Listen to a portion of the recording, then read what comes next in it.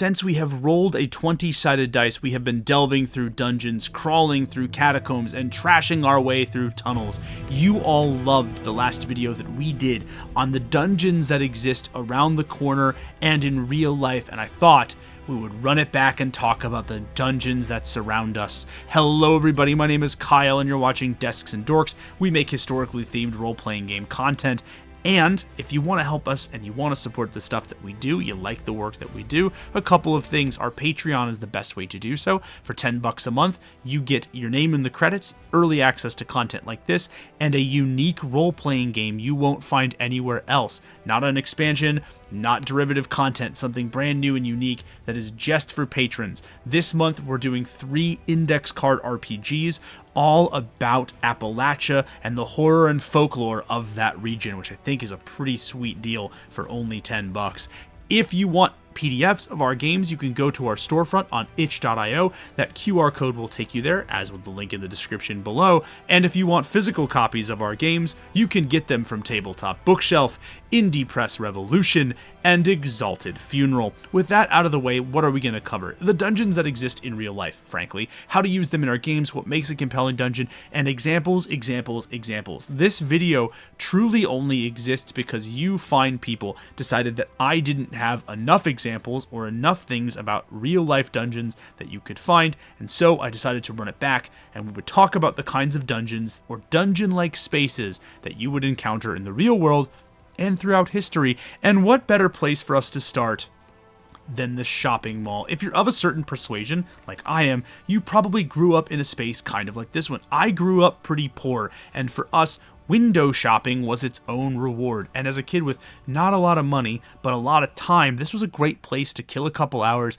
meet some friends, walk around, and basically just sneak into Spencer's and look at what kind of weird stuff was actually there. Is that a formative, load-bearing thing for so many people from the 90s and early 2000s? Let me know in the comments below if you did the same thing that I did and crawled through a Spencer's a couple times to laugh at the weird stuff that they sold. But here's the thing, a mall is kind of a perfect dungeon. It's already a dilapidated space full of potential loot and interesting things, and because most of them are being abandoned now, as, you know, the beacons of consumerism they are start to fade, it offers a great space for factions and individuals to hide out. There's so many cool things that you can do that make a mall special and that make it feel like a dungeon. Let's talk a little bit about the verticality, for example. Malls are in many cases both a horizontal and vertical honeycomb, as they have multiple stories or multiple floors, and they have access tunnels or access hallways that connect stores and areas for maintenance staff, employees, and security to have access to. This means that a mall is going to feel far more labyrinthine than it otherwise would in the modern era. Many of those malls as well are having a layout that is changing due to the state of the decay that they're in. This means that a player could visit a mall at the beginning of a campaign when it is a new, fresh building and still get lost in it, still deal or contend with the tropes of dungeon crawling, and then come back to that mall later after the decay has set in and find themselves with a totally different place topographically. However, there is one big takeaway, and every dungeon that we're going to talk about, every example that I have, is going to come up with one big takeaway for us as individuals, us as game masters, to take away and to use for our own dungeons. And the biggest takeaway of them all is that theme matters the most. Look, I love a good mall crawl, and I think the idea of abandoned malls is so attractive and so alluring because in many ways they harken back to a time when everything was brighter, more colorful, and more vibrant. I love this indoor theme park, for example, and how interesting would it be for your players to have a monster that's set on those roller coasters, to have spirits that possess the old bumper cars or the old carousel. All of these things allow the players to sort of enjoy a strange environment, something that feels at once like a part of their world and also something that is now isolated by the seas of time, so to speak, away from the things that they wanted to do or the things that they thought they could be. There is such a strong evocative emotion in malls, and I genuinely believe that that kind of theming, that central through line, is what makes a great dungeon interesting, what makes it pop, and what truly makes it something that's worth engaging with and risking our lives in. Seriously, honestly, people do this all the time in urban spelunking, so yeah, it makes sense that the players would want something thematic when we're crawling through a dungeon, whether that's a abandoned amusement park or whether it's a place where pigs fly. It's entirely up to you. But now we're going to talk about one of the examples that I discussed with some of the commenters more than anything, and that is Kowloon Walled City. For those of you who don't know, Kowloon Walled City was referred to as an official enclave. Basically, it was a separate governing area within Hong Kong's jurisdiction in the 90s and the 80s, and over time, it essentially just piled house on top of house on top of house. It was essentially a place where anarchy was the rule of the day. You were allowed to do anything so long as it didn't mess up the area outside of Kowloon City. And there's so many things that made this place special. I read a lot of first-hand accounts from people that lived there, and yes, it was terrifying. There were massive rates of things like violence or violent crimes, of prostitution, of drug use, all of that stuff. However, this place seemed to be incredibly special because of these just sheer intense amount of closeness and stuff to do. It was very unique. It had this sort of cobbled together human ingenuity that's really hard for us to sort of break down or even have a part of. I think that matters a ton.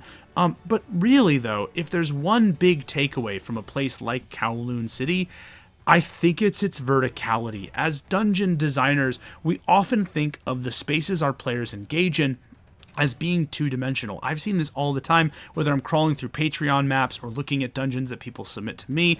All of the time, I'm thinking, man, there's only one level. We have a two-dimensional perspective.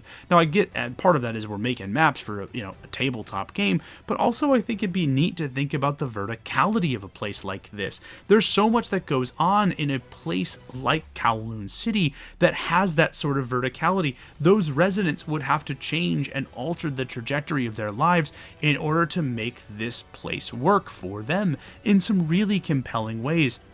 Seriously, when you look at pictures and still images, it feels like a place outside of time, and its verticality seems to be the big reason why. Now, here's the thing. If you're going to make use of this in your dungeon, I don't necessarily want you to think of flying monsters or climbing monsters, but just consider the different ways that a person in a vertical place, a vertical settlement, a vertical dungeon like Kowloon Walled City would do. Things like climbing or dropping objects is a big deal, but like hiding becomes a lot easier. Zip lines, trapeze, or rope passages allow players to go through these things, or allow the residents to strike quickly, or just give the players what they need and then get out. Suspended platforms or rain and sky precipitation all become a really big deal in a place like this for collecting and collating fresh water. How does the ecosystem of your dungeon work when it's not a bunch of stuff in a big hallway, but when it's a bunch of small rooms and small hallways stacked haphazardly one on top of the other? I think it makes for an incredibly compelling thing,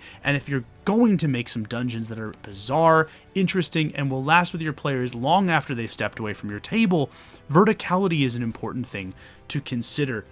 But now we go back to the exact opposite of verticality.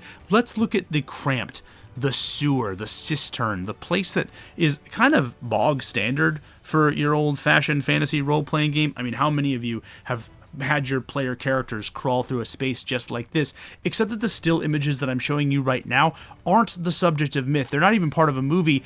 They're actually the inside of Rome's aqueducts. Yes, one of the biggest logistical and empire upkeep projects in human history. Rome's aqueducts is in fact a great set of dungeons and dungeon experiences because it fits that classic sewer crawling module. It fits the idea of this dank, smelly, germ-infested place that the adventurers have to go to. And honestly, it's so cool because there's literally about 700 kilometers of dungeon that just exist in the world, and some of them still transport water or still have still water that is very, very gross and disease-ridden laying within them, which means that you've got both monsters, disease, and a lot of places to explore. And all of that is really interesting. All of that is really cool. But I think the biggest thing to learn, the biggest takeaway for something like this is that cramped is killer. If your players have nowhere else to go, if they are forced into a spot like this, if they are ready to do battle in a kind of knife fight in a phone booth, then you know what? it's going to make for an incredibly tense campaign where any little mistake or any little slip up can spell doom for their player characters and doom for you as the game master. I think that's really important. But now we turn our attention to a site that was at once probably the biggest city in North America, a actual honest-to-God metropolis that was the hub of a center for international trade that went all the way up into Canada, all the way down into Mexico and South America, all without roads. We are talking about Cahokia. Now, for those of you who perhaps have played Coyote and Crow, a fantastic role-playing game, you might actually be familiar with a more nuanced and futuristic version of Cahokia, a Cahokia that never was. But the sites that you're looking at right now are the actual city of Cahokia. This is rumored to be basically a Native American trade hub, a massive city with these huge mounds, barrow mounds, and living mounds that are composed of mud or dirt and loose sand, as well as stone and brick projects like this one. And what's incredible is that all of this was probably done, they think, with baskets rather than stuff like basic construction equipment or even some basic tools. It's a testament to the ingenuity and to the ability of some people. Look at this artist rendition of what we think Cahokia would look like at the time, and it's truly one of the coolest, most sumptuous things in the world. And how many times in D&D have you stumbled upon a lost civilization that had, tons of houses and a thriving agricultural empire, an incredibly robust religious society, and vast palaces like these? There is no architecture like the ones that you'll find in Cahokia. And although I hesitate to call this a dungeon, I do think it makes for a fantastic fantasy locale, and I don't see enough people talking about Cahokia or giving the natives their props for building a literal trade hub on par with something like London at the time, which is absolutely bonkers. And there is a lesson that Cahokia can teach us, and that lesson is sometimes more is more. I will always be the guy that says, hey, you could probably trim something, probably peel this back, maybe taper it off, make something efficient and lean. But Cahokia says, Kyle, what about no? What about instead of one burial mound, we give you 60? What about instead of one that's like 2 stories, it's like 6 stories tall? What about instead of a simple civilization, we give you one of the most robust economically that you've ever read about in your entire life, full of things like worked bronze from places like South America and glass? Like, it's absolutely wild what was found here. And honestly, sometimes if you're making a great dungeon or a great experience like this, just go whole hog. Give your players everything and let them see what they do when they're faced with endless options and endless avenues to solve a problem. I think Cahokia teaches us that lesson, at least as a game master. But finally, because you all wanted more, you said 3 examples was not enough. You said, boo, Kyle. Kyle, why did you do that? Tell you what, I'm going to do some rapid fire. Here's some more ones. No lessons to take away from these, but just some ones to get your old juices flowing and a little bit of that creative fire lit. We're going to start off with the Paella Stump in the Philippines. This is a massive, and by massive, I mean like city-sized mound of trash that the residents have actually They sift through looking for valuables, but they've essentially built a series of homes, towns, and like cavern networks in the garbage. That feels pretty dungeon-like to me. It's a horrific human rights violation, but, other than that, pretty cool for creative use, creative inspiration. The abandoned corporate annex, there are all kinds of these in upstate New York, particularly in the Hudson Valley. There's sort of these like luxury team building retreats that go all the way back to like the 70s and 80s. So if you want to set maybe like a slasher campaign or a monster of the week campaign, if you love those RPGs, I think that's a pretty good place to do it. And of course, finally, we have the Wisconsin access tunnels. These are a massive network of underground tunnels in Milwaukee that connect things like government buildings, hospitals, and all kinds of stuff. If you are a fan of, something like The Name of the Wind with, Pat Rothfuss, he actually talks about the importance of these tunnels in inspiration for writing the book. And look at this. This looks like a dungeon.